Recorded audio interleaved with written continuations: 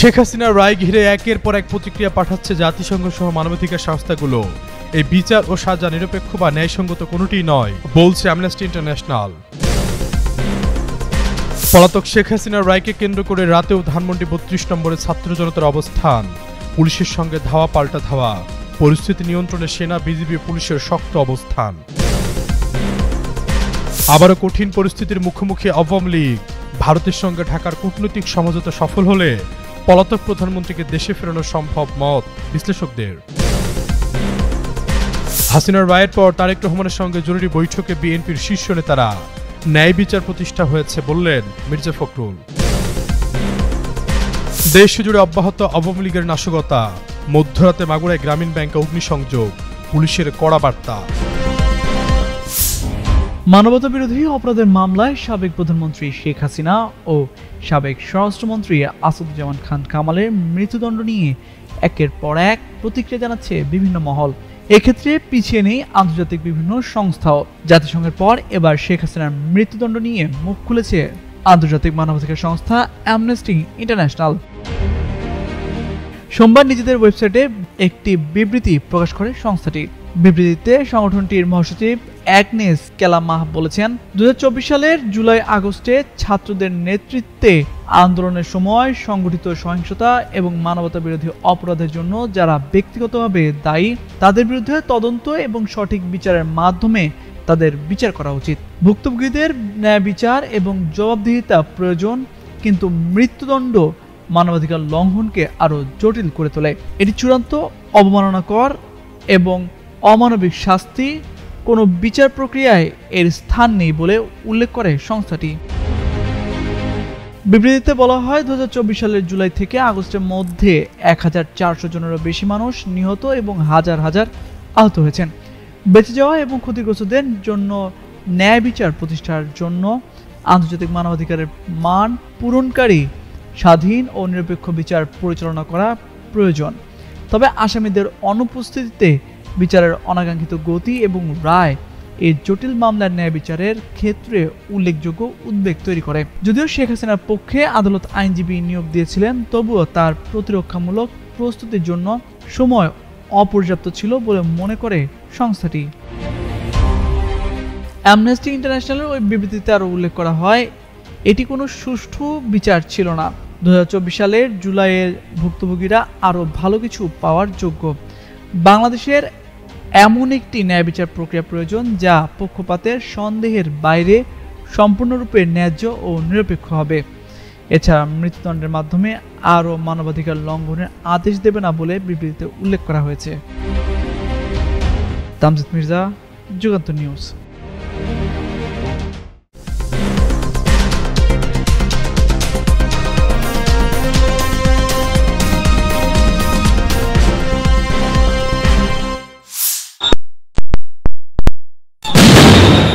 দর্শক, একের পর এক পুলিশ কিন্তু একসাথে অ্যাকশনে গিয়েছে। যেমনটি দেখতে পাচ্ছেন, সেনাবাহিনী এবং পুলিশ একসাথে কিন্তু অ্যাকশনে গিয়েছে এবং একের পর এক সাউন্ড গ্রেনেড নিক্ষেপ হচ্ছে এই মুহূর্তে ধানমন্ডি 32-এ। যেমনটি দেখতে পাচ্ছেন, একসাথে কিন্তু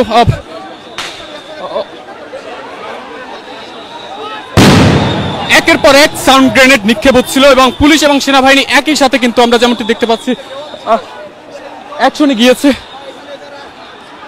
সামনের দিকে ধাওয়া দিয়ে তাদেরকে কিন্তু সরিয়ে দেওয়া হচ্ছে, আমরা দেখতে পাচ্ছি।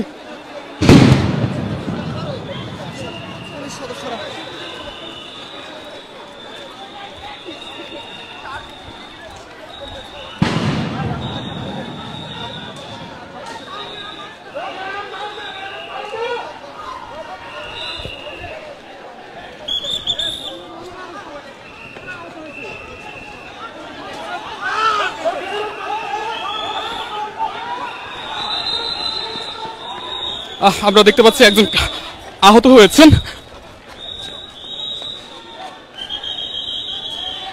আমরা যেমনটা দেখতে পাচ্ছি, ধাওয়া দিয়ে তাদেরকে কিন্তু সায়েন্স ল্যাবের দিকে নিয়ে যাওয়া হচ্ছে।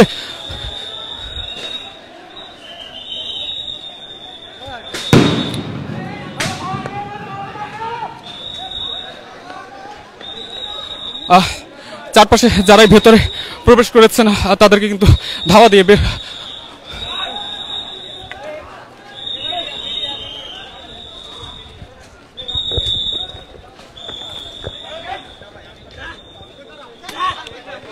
যেমনটি দেখতে এখানে একজন অ্যাকশনে গিয়েছেন মিডিয়ার একজনকে কিন্তু পুলিশ ধরেছেন। মিডিয়ার গায়ে কিন্তু আপনারা হাত দিয়েছেন এইমাত্র একজনের।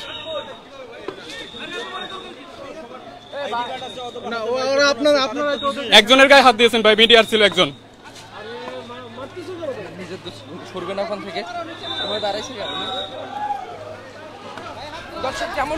যেমনটি দেখতে পাচ্ছেন যে ভেতরে যারা প্রবেশ করেছে, দোকানের ভেতরে যারা গিয়েছে তাদেরকেও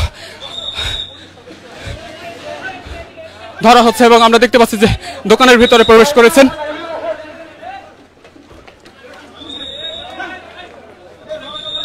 দোকানের ভিতরে যারা প্রবেশ করছেন তাদেরকে কিন্তু আসলে ধরে ধরে বের করে নিয়ে আসা হচ্ছে।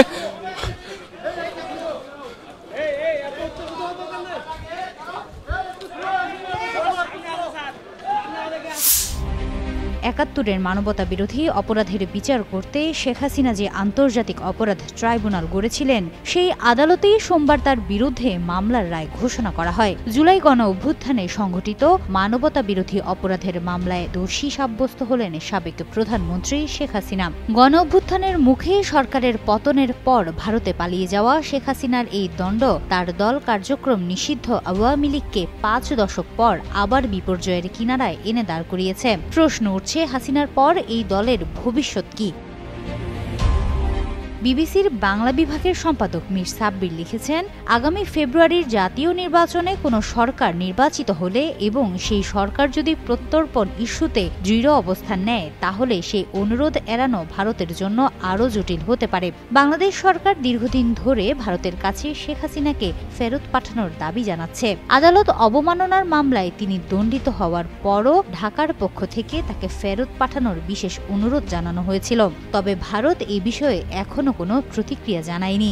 এদিকে রায় ঘোষণার আগে আদালত গণমাধ্যমে শেখ হাসিনার উস্কানিমূলক বক্তব্য প্রচারে নিষেধাজ্ঞা দেয়। পাশাপাশি অন্তর্বর্তী সরকার নির্বাহী আদেশে দলটির সকল সাংগঠনিক কার্যক্রম স্থগিত করে। শীর্ষ নেতৃত্বের অনেকেই পলাতক।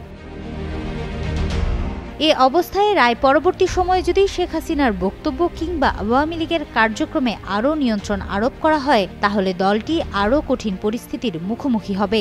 যদিও তারা বলছে নেতৃত্ব নিয়ে ভেতরে কোনো বিরোধ নেই। এখন প্রশ্ন হলো, বাড়তে থাকা আইনি বাধা আর প্রত্যর্পণ ঘিরে কূটনৈতিক চাপের মুখে আওয়ামী লীগ নতুন কোনো রাজনৈতিক কৌশল নিতে বাধ্য হবে কিনা। হিমাতুল জান্নাত, যুগান্তর নিউজ।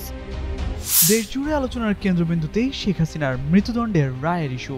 জুলাই অভ্যুত্থানের সময় সংঘটিত মানবতা বিরোধী অপরাধ প্রমাণিত হওয়ায় ক্ষমতাচ্যুত প্রধানমন্ত্রীর এই সাজা ঘোষণা করেন আদালত। একই মামলায় সাবেক স্বরাষ্ট্রমন্ত্রী আসাদুজ্জামান খান কামালকে মৃত্যুদণ্ড এবং রাজসাক্ষী হওয়া সাবেক আইজিপি চৌধুরী আব্দুল আল মামুনকে 5 বছরের কারাদণ্ড দেয়া হয়। এই রায় ঘোষণার পর রাতে বৈঠকে বসেন বিএনপি স্থায়ী কমিটির সদস্যরা। সেখানেও উঠে আসে শেখ হাসিনার শাসনামলে চালানো নির্যাতন ও অনিয়ম সহ নানা বিষয়। সোমবার রাতে বিএনপির ভারপ্রাপ্ত চেয়ারম্যান তারেক রহমানের সভাপতিত্বে দলের জাতীয় স্থায়ী কমিটির সভা শেষে দলের মহাসচিব মির্জা ফখরুল ইসলাম আলমগীর জানান, দীর্ঘ 16 বছরের ফ্যাসিবাদ বিরোধী গণতান্ত্রিক আন্দোলনের ধারাবাহিকতা 2024-এর ছাত্র গণ অভ্যুত্থানের মধ্য দিয়ে বাংলাদেশ ফ্যাসিবাদ মুক্ত হয়েছে। অবশেষে ছাত্র গণ অভ্যুত্থানে ছাত্র জনতা, শ্রমিক, নারী, শিশু সহ সহস্রাধিক নাগরিকের আত্মদান, অন্ধত্ব, চিরপঙ্গুত্ব বরণের মধ্য দিয়ে শেখ হাসিনা ও আওয়ামী বাকশাল শাসনামলের পতন হয়েছে। তিনি বলেন, সারা বিশ্বের জনমত এবং বাংলাদেশের জনগণের দাবি ও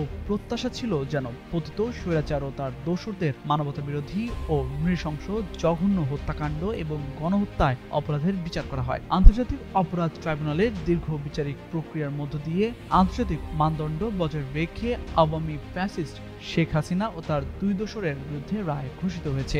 একই সাথে অন্যান্য মামলায় অভিযুক্তদের সুবিচারের দাবি জানায় বিএনপি। সাবেক প্রধানমন্ত্রী শেখ হাসিনার মানবতা বিরোধী অপরাধের রায় ঘিরে দেশ জুড়ে ফিরেছে আগুন সন্ত্রাস। ঘটছে একের পর এক ককটেল বিস্ফোরণ, দেওয়া হচ্ছে আগুন। গাজীপুরের শ্রীপুরের পর এবার মাগুরার মোহাম্মদপুরের গ্রামীণ ব্যাংকে আগুন দিয়েছে দুর্বৃত্তরা।